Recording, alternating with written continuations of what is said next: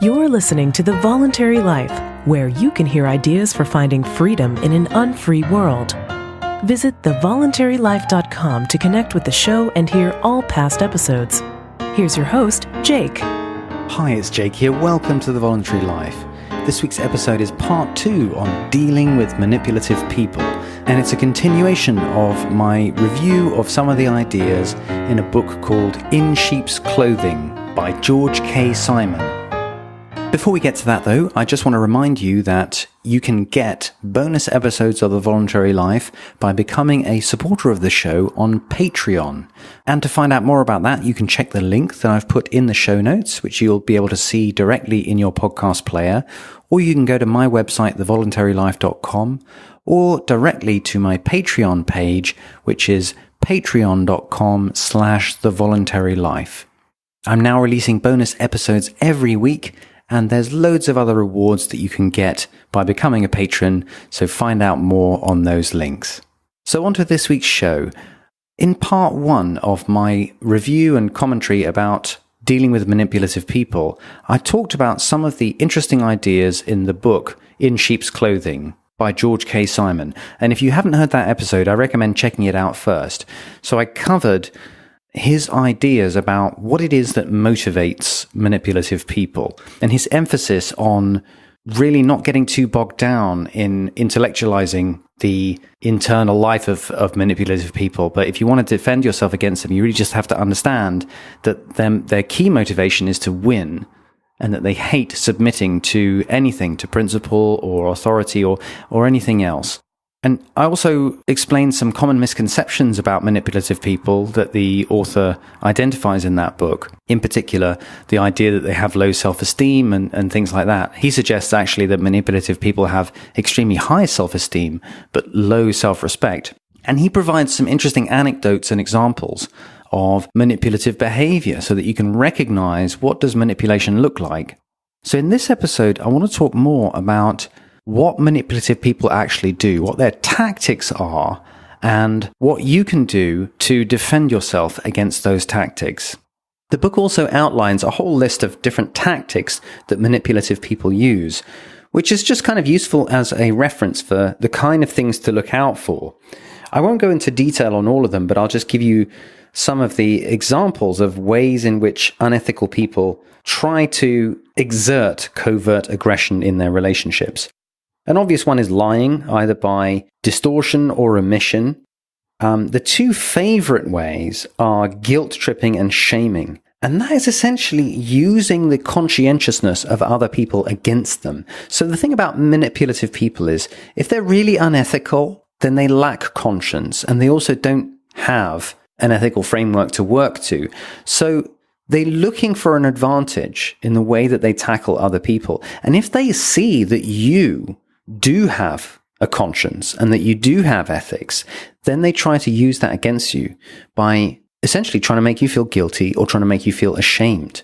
So in the example of the priest playing the victim, saying, don't you understand how important it is to do the Lord's work, to his wife, and essentially guilt-tripping his wife. And the same about the father who wanted his daughter to get A grades. Joe was saying to his wife, aren't you as concerned as I am as a parent? So again, guilt-tripping.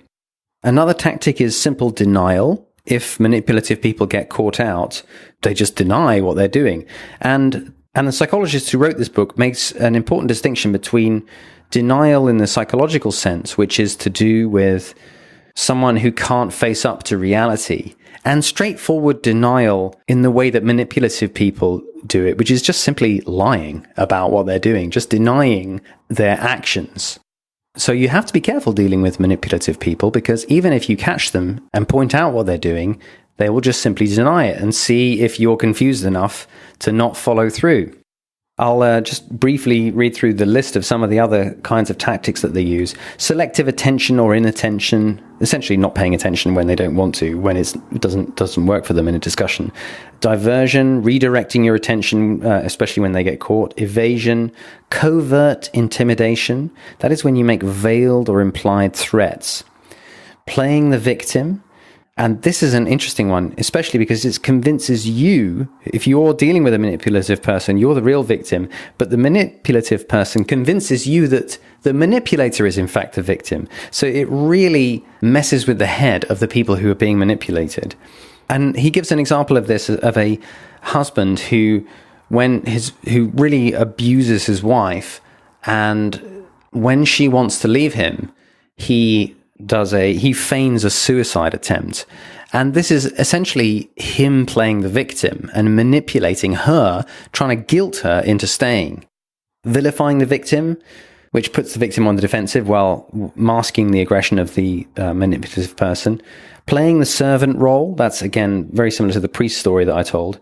Seduction, especially of needy people. So this is where manipulative people will make you feel valued. And the author makes a point that manipulative people especially seek out people who need to feel valued, because they know that if you need that, they can use that against you. Projecting blame, feigning ignorance or confusion. And the last one is brandishing anger. I thought this was really interesting. This is the idea that manipulative people will often use anger, but not as a genuine expression of their involuntary emotional response, but rather as a tactic. And he gives an example in the book of an aggressive driver who is speeding down the highway and who deliberately goes up right behind someone in the fast lane and starts beeping really aggressively. And the person who's ahead of them, who's not speeding as much, obviously becomes alarmed by this and gets out the way. And then the driver goes on, and the speeding driver's anger immediately dissipates. So the point is, it's not that this guy who was speeding was genuinely overwhelmed by anger to the point of beeping. It's rather he was using this to intimidate the person in front of him that he just wanted to get out of the road. So it's a way of brandishing anger to try and intimidate your opposition into being manipulated. So how do you defend against manipulative people? That is the most interesting question that I wanted to get some useful stuff from this book about. And he does have some interesting ideas. I think the most important point he makes in this book about how to defend yourself against manipulative people is the one that I've already mentioned, which is you've got to be very careful not to get too tangled up trying to unpack the motivations of a manipulative person, when really the motivation is very simply to win. And that is something I thought that was quite an interesting way of looking at this. So he makes the point that there's a number of things that you can do to prevent yourself from being used by manipulative people. The most important is you need self-knowledge. You need to know yourself and understand yourself, particularly because one thing that manipulative people are really good at is exploiting your weaknesses. So, for example, I made the point before that if a manipulative person sees that you need approval, for example, then they will use that to manipulate you. So whatever your needs are and whatever your own personal sense of self is about, you need to really understand it, to know where your buttons are, basically, to know what a manipulative person will look for and try and use against you. He makes the point that you can only focus on your behavior because it's your behavior that you can change. So you have to decide for yourself what your red lines are in terms of your ethics and your relationships and what you're not going to put up with, regardless of the excuses provided by other people. Leading on from that, he makes the point that it's really important not to accept excuses for unethical behavior. That essentially, if someone is behaving unethically, it's the behavior that matters, not the excuse. And to put that in more concrete terms, the best thing that you can do to defend yourself against manipulative people is judge people by their actions, not their intentions. So manipulative people will always try to give you sweet stories about their intentions to justify their actions. The way you defend yourself is judge people by what they do, not by what they say. Because what they say might be a lot of hot air, and what they do is what really matters.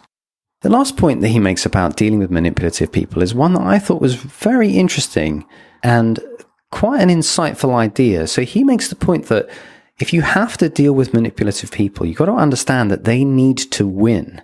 So their best outcome, a manipulator's best outcome, is they win and you lose. And they prefer that outcome from any other. They certainly prefer it against them losing and you winning. That's their worst outcome. They would even prefer that you both lose than the manipulator loses and you win. But one thing that you can try is another possible outcome, which is a win-win outcome. If you can find a win-win outcome for any particular conflict between you and the manipulative person, then you may be able to deal with this manipulative person more effectively, because at least the manipulator gets to win too. And that I thought was an interesting insight, especially if you're forced to deal with manipulative people. So that left me with something to mull over about how I might apply that. And I'm still thinking through, when I think about the manipulative people that I've met, I can't think of a direct example where that would have been a good solution for me to try and find. But it sort of makes sense in terms of the way that this writer characterizes the motivations of manipulative people. There are some weaknesses to this book and some things about it that I didn't like. In particular, the attitude towards children in this book is something that I don't agree with at all. So the author deals with manipulative kids in this book a lot, and he talks about how to handle manipulative kids. And I thought that the way that he did this lacked a framework for understanding the behavior of manipulative kids. He basically treats kids as you would treat any kind of adult manipulator that you have to deal with at work or something, and with his same attitude of don't get caught up with trying to understand what's led to this behavior, just deal with this behavior. And in doing so, I think he ignores the power dynamic, the very important and massive power dynamic of a parent-child relationships. Kids try to manipulate because they have no power. And if a kid is trying to manipulate, then I think there's a story behind that. Obviously, kids do just also test behaviors and try and understand what happens if I do this, and try and explore different behavioral possibilities in life. So every parent has to deal with that too. But if you have a really manipulative kid, then I think there's a very important parental responsibility behind that. And this author essentially ignores that completely. I think he lacks empathy for kids. And I think he lacks any understanding of the huge responsibility that parents have towards children because of this massive power imbalance between parents and kids. So his simple approach to ignoring motivation, I think, is quite a useful thing to bear in mind when you're dealing with strangers who you're not responsible for and who you didn't bring into the world. And it's not your job, in a sense, to understand why a person has become so unethical and manipulative. But I think as a parent, it is your job to understand those things, and you have real responsibility for it as a parent. So I didn't really appreciate his approach to children in this book, but it doesn't take away from a lot of the other interesting and useful things that he says about dealing with the manipulative people in life generally. And I think it's an interesting and useful book just in terms of providing some definitions and some suggestions about handling manipulative people.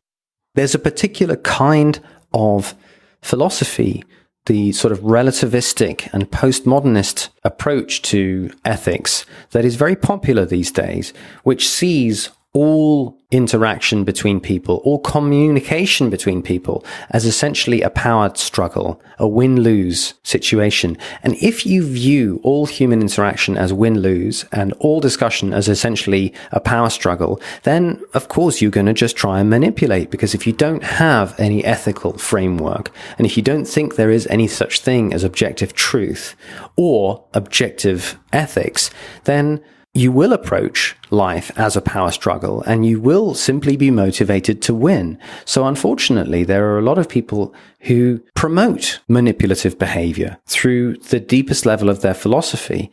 And I think this is a useful book to give you a perspective on how to handle that kind of approach, especially if, like me, you don't have a relativistic view of the world and you do want to work within an ethical framework, and you see that as being the best way for us all to live in peace and prosperity together. So I hope you find that interesting. Love to hear your thoughts. That's all for this week's episode. I'll be back next week with another episode. In the meantime, I hope you have a great week.